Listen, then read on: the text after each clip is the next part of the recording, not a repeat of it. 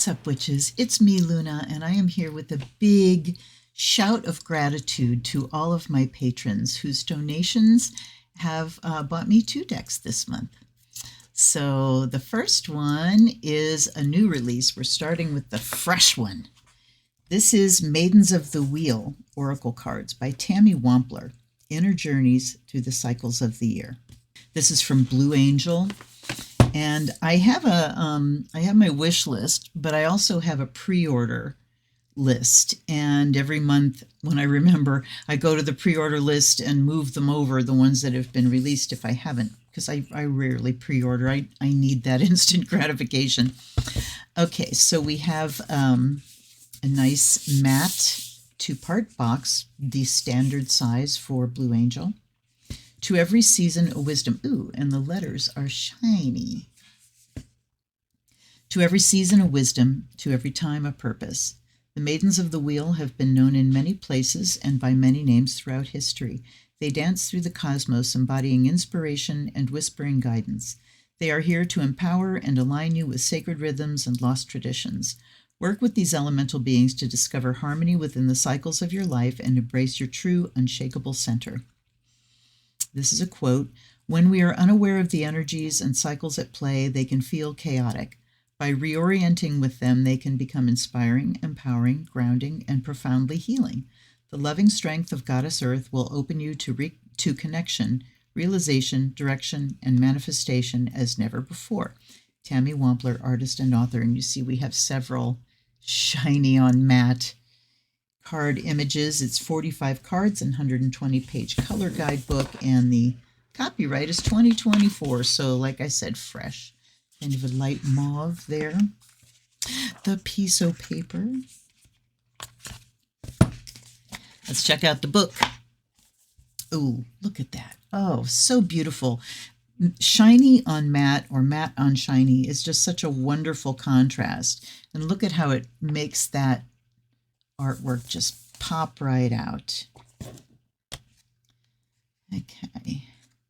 We have introduction, Wheel of the Year, a daily practice, and Wheel of the Year card spread, and then we're straight into the cards, and they are numbered. Thank you. Thank you for making your deck easy to use. Then we have About the Creator and Blue Angel Publishing. Blue Angel puts these little advertising, Luminous Humanist, I was looking at that once upon a time. It puts these little advertising pages in the back. Okay. About the Creator, and there she is. Hello, Tammy. Tammy Wampler's path to becoming an artist was like the ever-turning spiral. She worked as an archaeologist, a massage and Reiki practitioner, and a tarot and past life reader before focusing on her art full-time. You know, we have so many incredibly talented artists walking around that are going through the mill of these other, approved careers before they really let their art take over.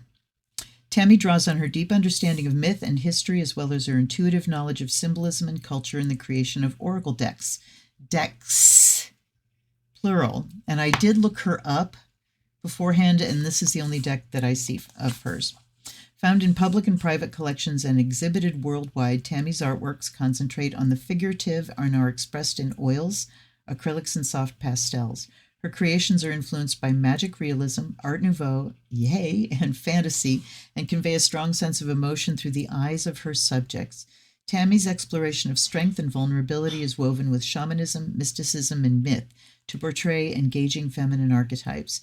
Tammy lives in the beautiful bluegrass region of Kentucky, USA, with her husband, 2 teens, 3 cats, and a golden retriever. Discover more of her work at tammywampler.artweb.com. All right, let's look at the intro. See how long it is. A few pages. There's a lost tradition full of wisdom, one grounded deep in our ancestry. If we trace our lineages back far enough, we might find many of our ancestors belong to shamanic cultures. Within a shamanic culture, people often worked with a wheel to define themselves in the manifested world. They saw themselves traveling in the path of a wheel through space and time, around the cycles of the seasons, governed by the directions. Because a sense of direction was essential to their survival, these ancestors needed to know the location of the stars, from which direction the wind blew, and where the sun and moon rose and fell.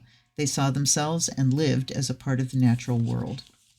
Okay, the Maidens of the Wheel embody this lost tradition. They have had many names: Dakinis in Tibet, Valkyries in Northern Europe, the Morrigan of Celtic lore, and have been known as sky dancers, bird women, swan maidens, goddesses, warriors, and guides to the afterlife.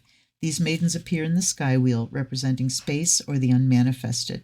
They dance through the wheel just as thoughts dance in our heads. If we are not aware of them, they are chaotic, but if we work with them, they can be inspiring and creative. In essence, they are pure potential, waiting for us to manifest them into the world of form. I like that. Okay, there are Maidens of the Wheel are living elemental beings. The sky wheel represents unmanifested or void, but they're not all beings of air. The Maidens of the Wheel come to us from the 4 cardinal directions. Each direction is connected to the 4 seasons. There are maidens of the center, for without a central point, there are no directions. These maidens are connected to the sacred teachings of the Tree of Life. In total, there are 9 maidens coming from each of the 9 directions. The number 9 is significant. 45 cards. That's 9 times 5. 9 maidens from each of the 9 directions. Oh, not in this deck, I guess. The number 9 is significant. Yes, in ancient priestess orders, such as the Ninefold Sisterhood of the Order of Avalon, 9 was a sacred number. It's the triple goddess. Okay, many of us have lost touch with the cardinal directions. Each card represents a direction and an idea or symbol connected to the direction and season. This oracle has been written from the perspective of the northern hemisphere, but can easily be adjusted to fit the southern. All right, and here's a table for the Wheel of the Year. East and for spring, which holidays fall there: Imbolc, spring equinox. South is Beltane and summer solstice. Direction west is Lunasa and autumn equinox, and north is Samhain and winter solstice. And so we have a daily practice here. Begin your day asking yourself questions like, what energies am I to work with today, or who wants to help me today? Then we have the Wheel of the Year card spread, and then we are into the cards. And I can't wait to get into the cards because they are absolutely beautiful. And there wasn't anything else at the end here. No. Okay. All right. Pop the band. And it's long. I cannot physically get my fingers around all of these cards, which is a shame. The back is a simple circle. And since it is so simple, it shows up every little thing. But non-directional. And then here are the cards. And oh my goodness, are they ever thick.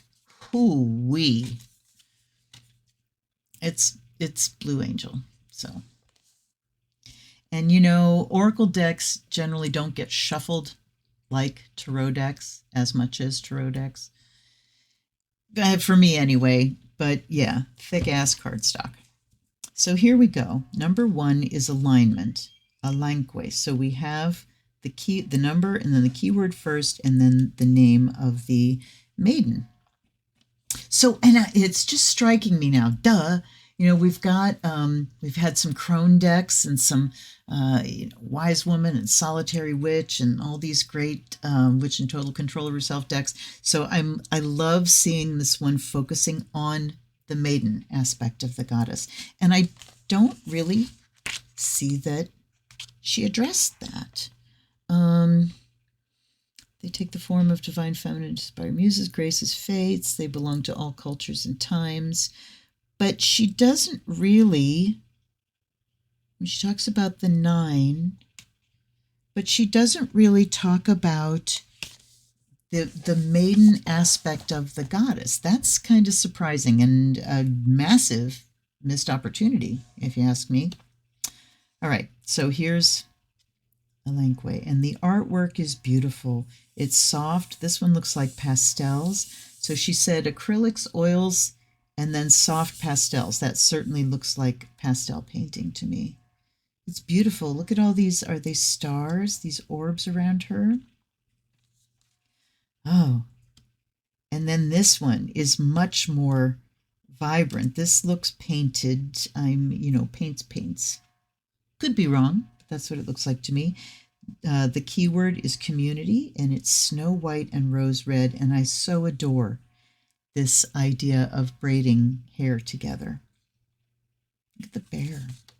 So that clearly is from a fairy tale. I'm not sure. This seems like it would be from a goddess from a pantheon, maybe. Courage, Berta. Look at the eyes. Now, okay, when I was looking through decks to decide what to buy, this is what drew me to this deck. First of all, I mean, dewy. The images are so juicy, and the eyes are just this side of enormous, not quite Jasmine Beckett Griffiths, but large liquid eyes. And look here, we have a blue jay, a squirrel, a hawk or an osprey, and a bobcat and mushrooms. Courage. And then we have power, Antiope or Antiope. The styles are kind of different. I mean, if you look, well, I guess that not that much. Just, the palette changes from one to the next. Yeah, I mean, there's just, you can see the variations, within the consistency of her style. And this is power. Look at her. So I've never heard of her. I've heard of Snow White and Rose Red. I've never heard of the first one. I have heard of Bertha, but I don't know anything about her. Queen Elizabeth I. So now we have actual historical people. And this is sovereignty. And this reminds me very much of a Jasmine Beckett Griffiths. I can't remember which deck it is of Lucy Cavendish that has a Queen Elizabeth in it. But wow. Again, beautiful. I would love for her to do a portrait of me. The Spiral, Ariane Road. I certainly know about her. With the owl. And again, look at the eyes. Just incredible. Still Wind is Kundalini. Interesting hairstyle. The hairstyle looks like a kind of like the squash blossom of, I think it's the Dine, the Hopi, or the Dine is the Navajo, I think. The Hopi? Weird, because this is, Kundalini would be Indian. Sun is Inana. Oh, they're so beautiful. And yes, I am thoroughly drawn to these eyes. Look. Tree, Hyleoroy. Wow, I've never heard of her. But just appear, Lady of the Lake. And now we see the Art Nouveau with the bold outlining of everything and these roots. And oh, yes. Gorgeous. Calling. Oh, Nimway. I had a granny witch, and her name was Nimway, and a more wonderful person you could never meet. She was amazing. So this is just gorgeous. And again, you see that kind of Art Nouveau style. Dawn is Aurora. And I noticed the crescent moons and everything here, but how beautiful she is. Look at how her robe, her body is transparent. Gorgeous. Fertility, Ardeo. I've never heard of her. Is that a sun bear with antlers? Sun bears are absolutely adorable. I love the feathers. Arteo. So just out of curiosity, she's number 13. What better one to pick? Ardea was a Celtic bear goddess connected to fertility and shamanism. There's evidence of her worship dating back 6,000 years in Switzerland. The bear was one of the first animals worshipped by European shamanic cultures. Does it talk about... No, it doesn't. I mean, that looks like a sun bear, but I guess it's not. Foretell, the oracle. So this one isn't even like a person or a goddess or a... the East. No, it just talks about the oracle. That doesn't say, the oracle at Delphi. It's just the oracle. Ugh, so gorgeous. Look at her breed. I love that she's holding a black sheep. I adore that she's holding a black sheep. Hands up, all the black sheep. Now, I used to say I was the white sheep of my family. Longing, Nemetona. Now, see, I've heard of the, is it orchard at Nemeton, the grove at Nemeton? But I've never heard of Nemetona. And I love that there's a card for longing. And I will say, too, that these, like many oracle decks, it's not really illustrating. I mean, look in her face, yes, I can see longing. But they're not really illustrations of the keyword. Return is Persephone.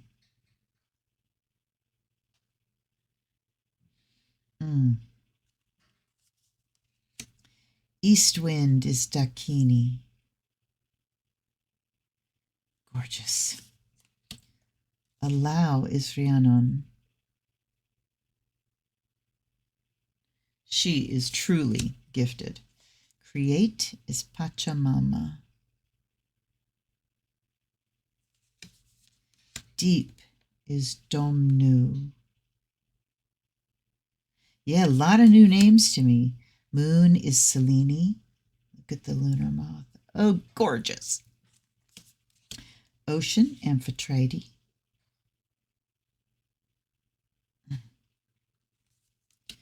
Patience is Nehelenia.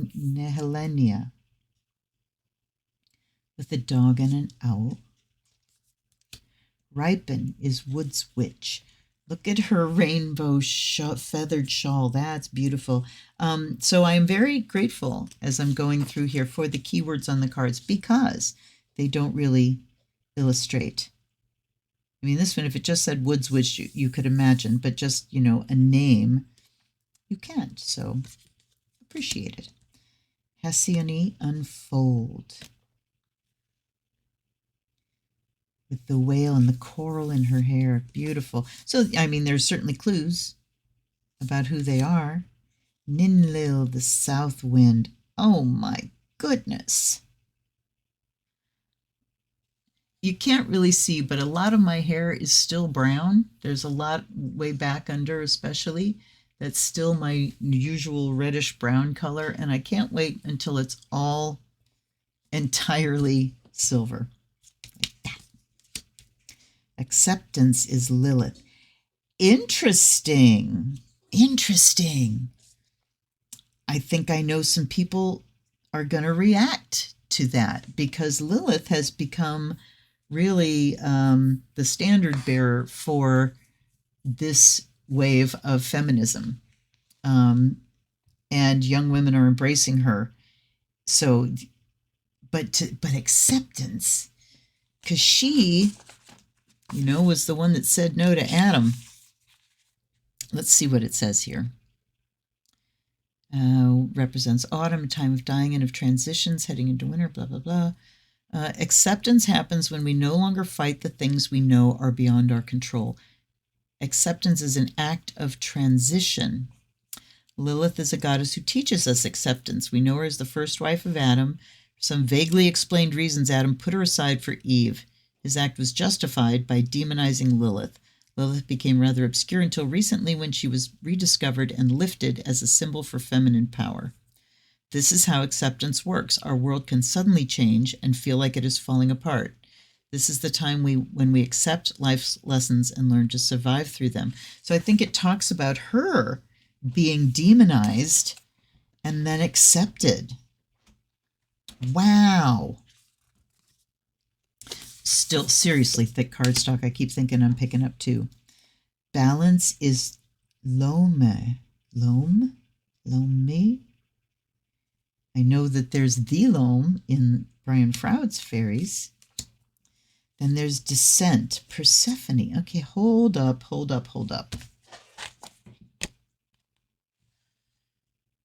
There are two Persephone cards. That's weird. I wonder if that's, how intentional that is, because what we don't see is, well, Demeter is mother, but Persephone, and she's certainly a maiden. Okay, no, wrong. Here we go. Sorry, I gotta do it. In springtime, Persephone journeys back from the other world. Blah, blah, blah. Persephone of Greek mythology became a powerful queen of the underworld. When she enters the surfaced world, she becomes again the daughter who was taken. And then the west is the place in the wheel of fading light transition. Descending into darkness is often equated with insanity of some sort. Okay, the maiden goddess Persephone begins her descent into the underworld at this time. So she is the descent and the return. Descends into the underworld as a maiden. Turn to the west. So, oh yeah, Persephone appears twice in this oracle, as she brings you messages from 2 seasons of the wheel, and it says so here as well. Okay.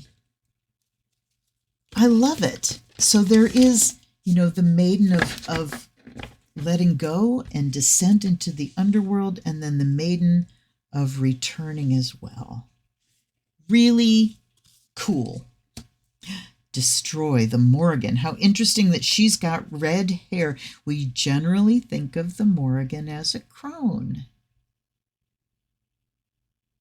but she's seen as a maiden. Okay. Lady of the Lake. We have 2 Lady of the Lakes. Let me see if it says something about her too. Lady of the Lake appears twice in this oracle as she brings you messages from 2 seasons of the wheel. The other one was,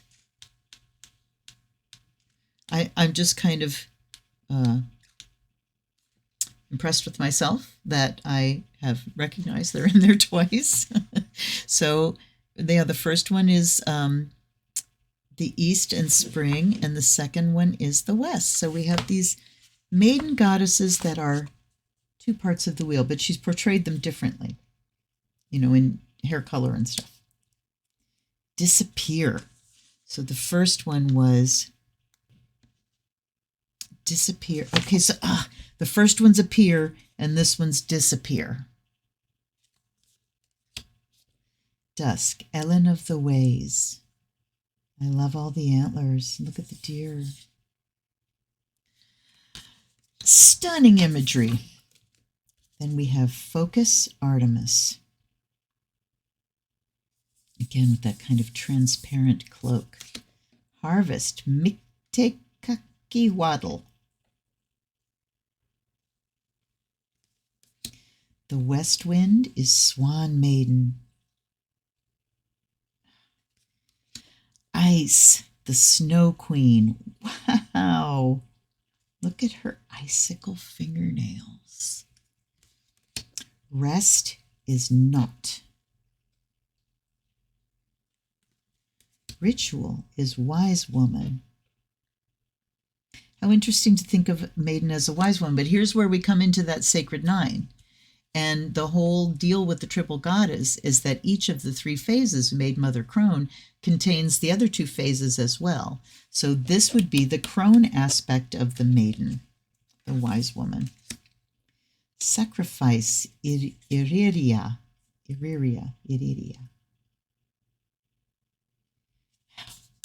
Star is Subdet. Look at her. I love just the variations in style, but those eyes just come screaming out at you every time. I've never heard of her either. Ragana, transform. So many new names. This is exciting to me that we don't just have the same old, same goddesses again and again and again. Transmute, Gulveig. Northwind, the Valkyrie. Okay, hey. I know there's two of them there. And then we have Wisdom, Athena. Okay, I would say probably half of the cards in this deck are names I've never heard before. So that's pretty cool. Let's give it a blessing.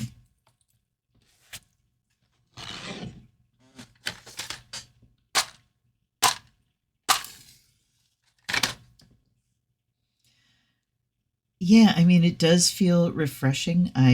The artwork is so captivating is the word that comes. It really does draw you in. Those eyes are something special.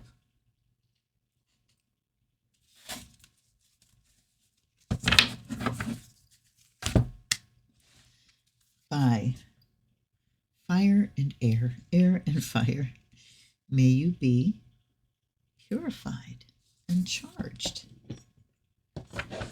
And by water and earth, this blessing's for you too, by the way. By water and earth, may you be blessed and made whole.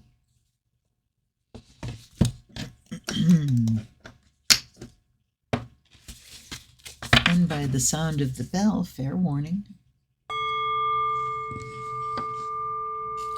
may the spirit awaken. Guides and guardians, allies and ancestors, welcome. Thank you for being here. And I want to send some gratitude out to Tammy Wampler, author and artist of this stunning deck. And I offer fresh water. I offer the fire of Azrael to my guides to help me work with this deck. All right, the dreaded shuffle. It's tough. It's hard on the hands just to hold, and I have long fingers. So, just to hold it like that is not, it's doable. I'm surprised. Okay, good. Fortunately, it's not a huge, there's not a huge number of cards. So it is doable. Let's do 3 of these because it is kind of painful. But we just want to get that first randomization, That was a good one. Okay, not bad. Oops. The mat, however, does make it a little bit harder to cut shuffle them. They don't slide against each other. This way, I find doing it long ways, I can just, let a couple cards go at a time, but they still don't really slide well against each other. Okay, we are going to split and pull. So let's see what message they have for us today. The Maidens of the Wheel. What message for the collective from the maiden aspect of the goddess? Her aspect is she's wild. She is sovereign. She owns herself. She is creative. She's a healer. She's a poet. She's a huntress. All right. Another one wanted to come at that point. Power.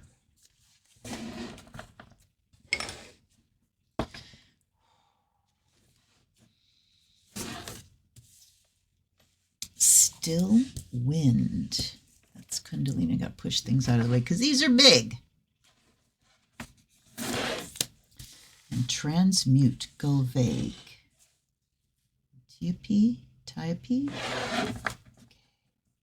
So power, still wind, transmute. We got the moon. We have the harvest.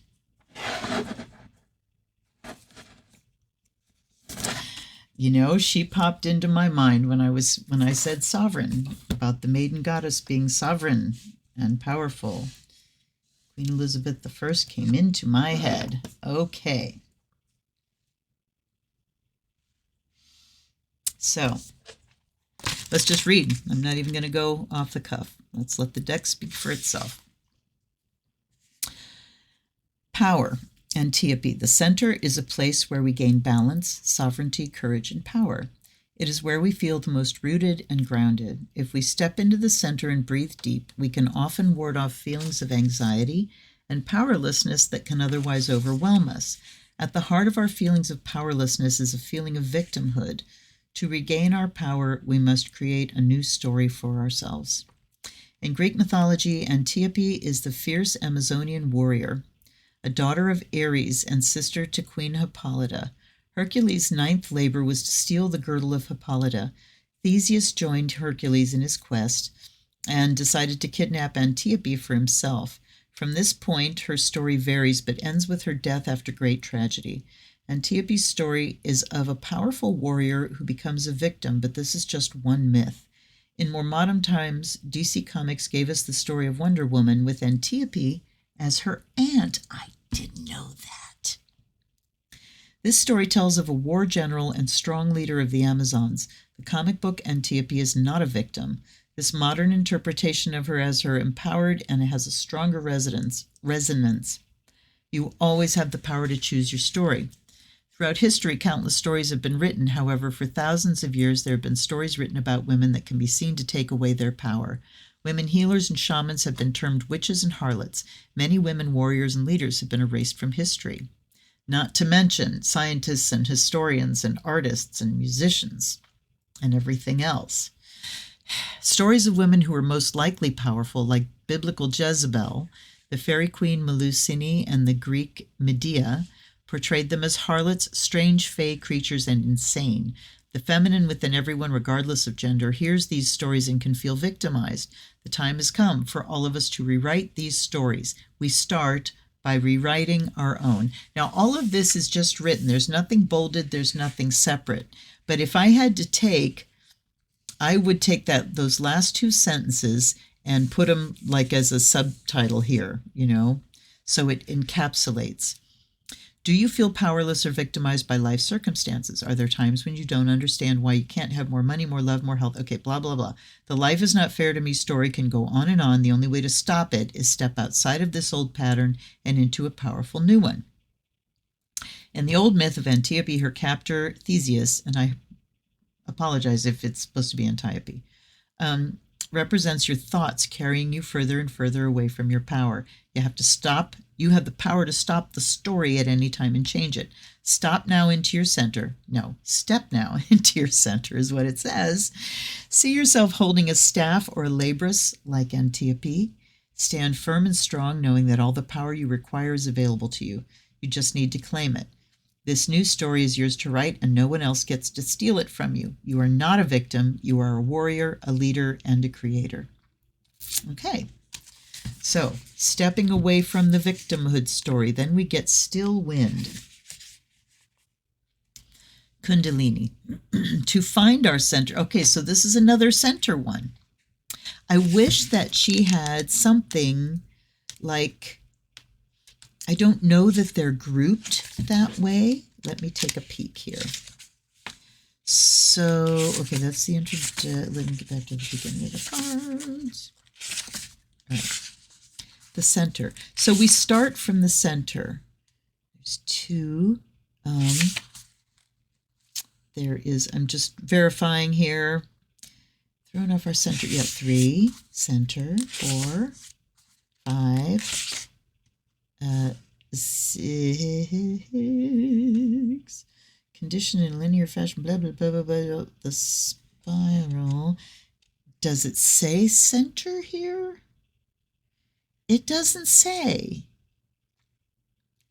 For Ariane Road, it just talks about the spiral, but it never mentions center or any other direction. Then we have the one that we're on, Still Wind. Inana is center, and Hilaire Roy. Looks like 2. Then we go to the east. Okay, just had to verify that. Humans have used meditative arts for as long as there has been writing. Many people make meditating more complicated than it needs to be, yet quieting the mind can feel like a daunting task. Our thoughts often feel like 100 crows circling our brain. So we do see that she writes about the elements we see in the image, calling for our attention. The truth is we need to observe our thoughts more than we need to empty our minds. That's good. To sit in quiet contemplation is to become one with the still wind within us and watch the thoughts as they flitter, caw, and squawk. By watching our thoughts, we are more likely to stay detached from them and to not get caught up in the emotions they create. Yes. All right, in tantric traditions, a latent energy resides at the base of the spine. So they talk about raising the kundalini up. You're being called today, so I'm jumping here. You are being called today to be still and watch your thoughts. It elaborates on that. Whenever you can, especially when you feel yourself getting carried away with the thoughts, try this practice to help you connect with the stillness. So it's talking about finding a quiet place where you can sit, and gives a little, meditation instruction. The more you practice connecting with this inner wind, the more you will start to see the turmoil in your life begin to subside. Clarity will arise out of the stillness, and answers you seek will be given to you. And then we have Gulveg, Transmute. So we start with arising out of victimhood, with reclaiming our power. Let me bring these down a little bit more. And how we do that, we begin with stillness. Stillness, stillness. It's interesting that it's the kundalini, but it's all about being still with your mind rather than, trying to make it rise. All right, let's look at transmute. In the north, we meet Gulveg, a Vanir goddess of the Norse tradition. She was thought of as a powerful witch, a practitioner of magic known as Sayor, and I cannot pronounce these letters mashed together with all these little things above them. She was so powerful that that the opposing Aesir gods felt threatened by her. Tried to kill her many times, first by stabbing and later by burning her 3 times. She survived all of these attempts at her life. Each time she survived death, she became stronger than before. She eventually became the most powerful volva or oracle of the land. Part of her name means gold, since she is changed by the fire. So there's a lot of alchemical symbolism. Transmutation fully changes one thing into another. In the north, transmutation is the end of the death cycle and occurs right before we are reborn. You've experienced many little deaths as you've journeyed through the wheel this year and in your lifetime. Each time we die to one thing, we are reborn to another and constantly transmuting energy into something else on some level. So shed your skin, transmute into a new you. What is called for is bigger than a transformation. You're becoming something greater and more powerful. Don't let fear hold you back. Think of Gulveg facing spears and fire. Okay, so we are looking our own victimhood in the face here and reclaiming our power by first really sitting with it in stillness and listening to our thoughts to find where we're telling ourselves the story of victimhood. What does that sound like? It sounds like there's nothing I can do about it. I just can't help it. I just can't change. But that I'm powerless to do anything about it. It's down to the man. There's nothing I can do. All of those kind of things. So we first want to sit with those thoughts. And as we sit with them, perhaps we will begin to see the falseness of them and allow them to begin to transmute into something else. So let's go to Selene, the moon. In the south, we wait for our seeds to grow and ripen. The south is the place of summer, of long days and warm nights.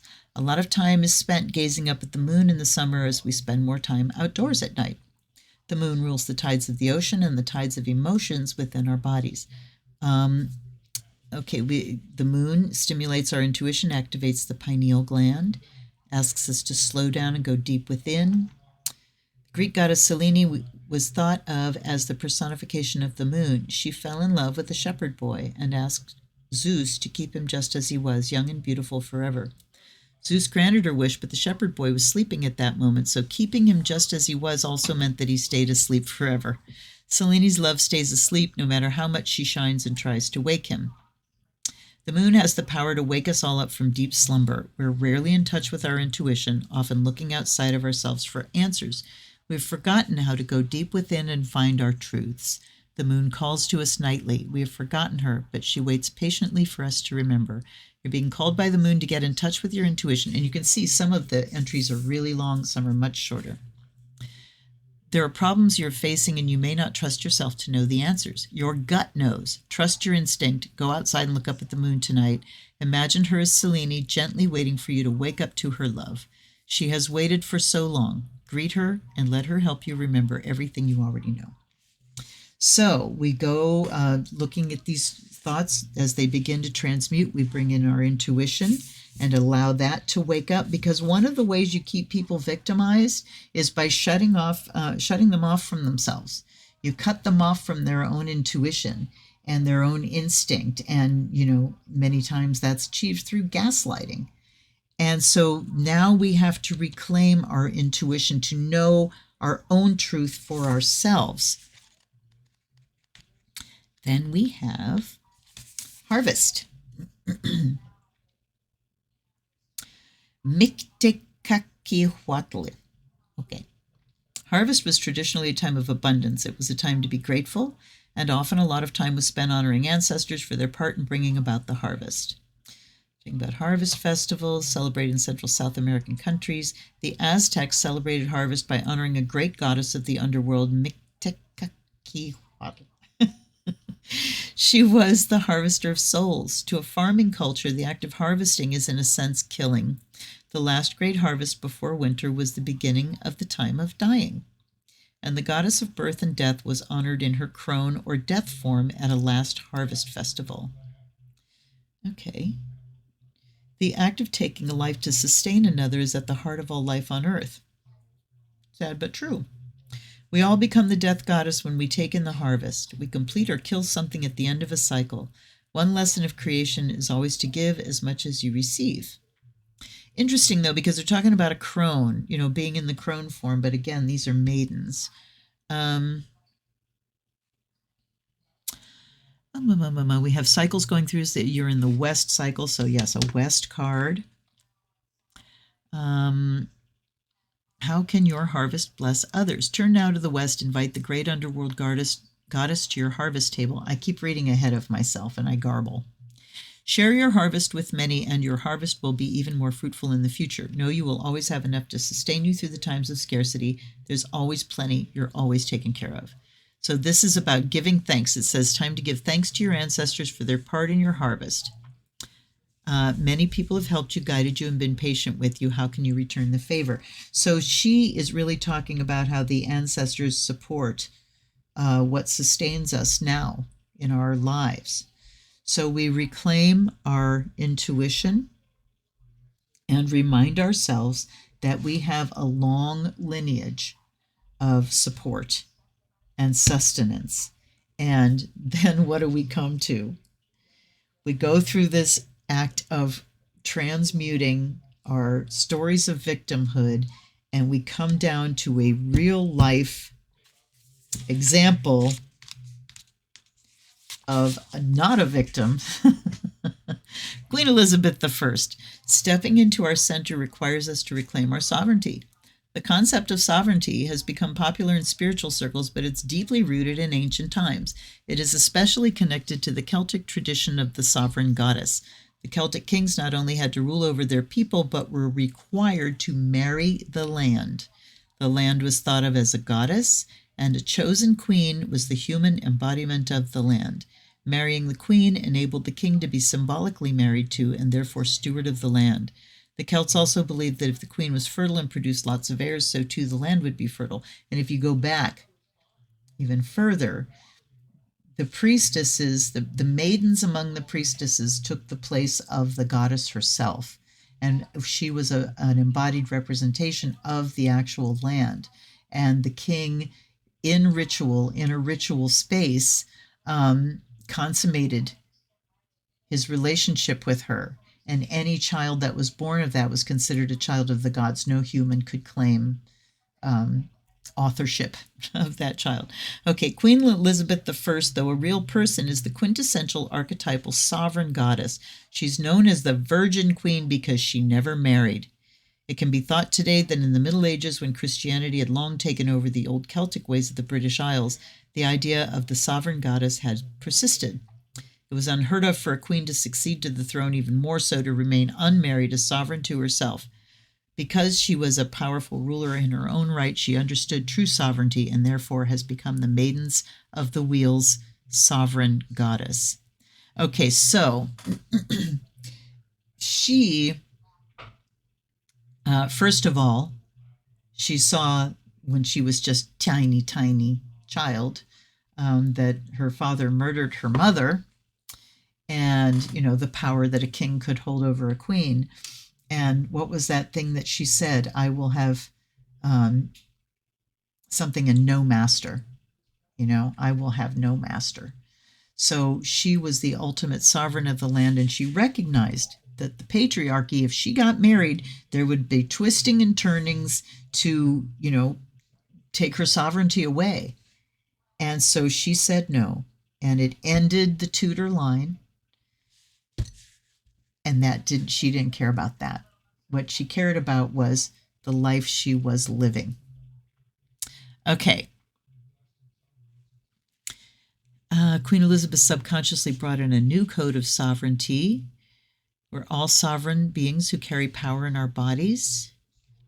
We are the land. We are our own stewards. Time to step into your center and claim your power. You've been feeling ungrounded and scattered. When you feel like this, very easy for others to siphon power from you. You hand over your sovereignty when you're not fully centered in your body. Close your eyes, draw in deep meditative breaths. See Elizabeth appear before you in her coronation robe and crown. She places the robe on your shoulders, the crown on your head. She hands you the scepter and the orb that represent power in the world. It is also your body over which you are now sovereign. So we go from victimhood. It says power here, but victimhood. Her story is one of victimhood to one of sovereignty. And we do that by being still, checking in with our intuition, being willing to look at things long enough that they begin to transmute, merely our attention on them with the idea of growing beyond and healing and transmuting will get us there. And then we have that support from the ancestors over lifetimes, many lifetimes. And the ultimate is we are each our own sovereign being. Women of America, please remember this. Please take action on it. And we are. I thank you because you are. Dang, you guys, what do you think? Patrons, thank you. I'm not putting this up early for you. I'm so sorry. It's so hard for me to keep doing the things I say I'm going to do sometimes. So, but I would love to know what you think of this brand new, absolutely exquisitely beautiful deck. Are you going to get it? I get lots of messages of people, ooh, I've been looking at this for a while. I just ordered it because of you. So if only the publishers knew. At any rate, thanks for hanging out with me. I will see you next time. And until then, this is Luna. Blessed be.